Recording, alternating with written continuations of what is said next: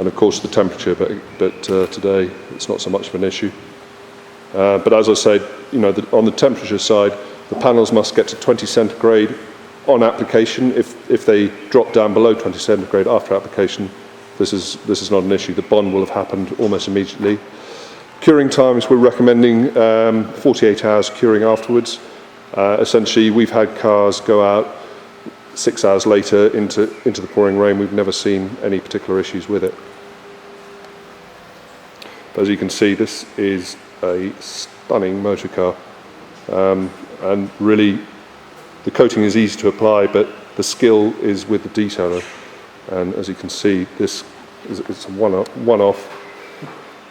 Kelly has really gone, well, you'll see on the other threads that will be on detailing well, but amazing, just amazing. Just catch some of the reflections there, and that is where the skill of a detailer comes in. It's not in the coatings, it's in the preparation. Phenomenal.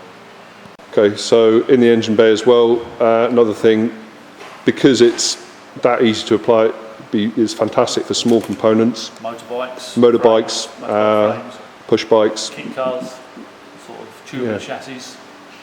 Yeah, because you did the Atom as well. That's. Yeah, I wouldn't have used anything else on the Atom but this, because I'll demonstrate now. You can spray it on a larger area. I'm going to carefully place that down. And you go just wipe this in, wipe it round. Remember, once this is cured, you put another layer on. If you really wish to have another layer, I prefer to put 2 layers on, just to be absolutely certain you've got it coated. Yeah, it's more for the coverage. I mean, it's a law of diminishing return. You can put extra layers on.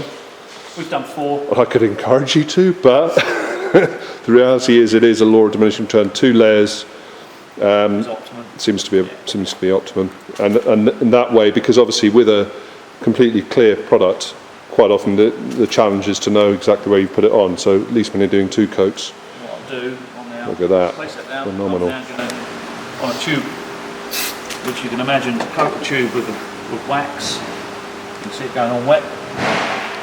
Easy to wipe around it. Now you just go straight over to something like that. It's as easy as a gentle wipe off. You won't get your white residue. No milkiness. Done. And also it's resistant to probably about 300-400, well, you hope it's not going to get to 300-400 degrees centigrade here, but certainly also we can coat exhaust tips with it as well. And that'll just make them super easy to clean. And that's another thing with, even if you've got polished rims that are uncoated, you can coat those with EXO and with C5. The C5s give you a thicker build than the EXO, but both will work.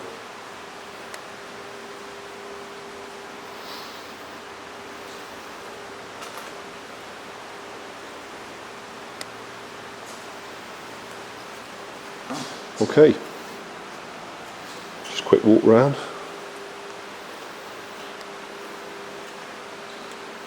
I think even the floor of the car is done, isn't it, Kelly? Yeah, with machine polish the floor. Right, this is tap water, nothing special, not distilled water. Literally tap water. What we're going to do, I'm going to fine mist it onto this coating. This is being coated about 6 hours ago. Ideally you should leave it 24 hours, 48 hours. We're going to show you what the beading's like, how tight the beads are, how tiny they are.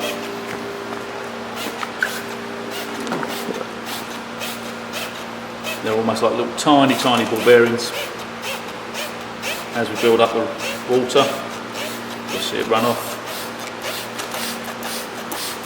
And look what we're going to do now. I'm going to replicate what like an open hose would be when you just let the water start. The important thing always about water beads is rainwater, okay, but always with any water that you're a bit doubtful about, you must get the beads off the surface. So if it's tap water, they must be dried off. Most detailers know that, but otherwise you get watermarks left behind.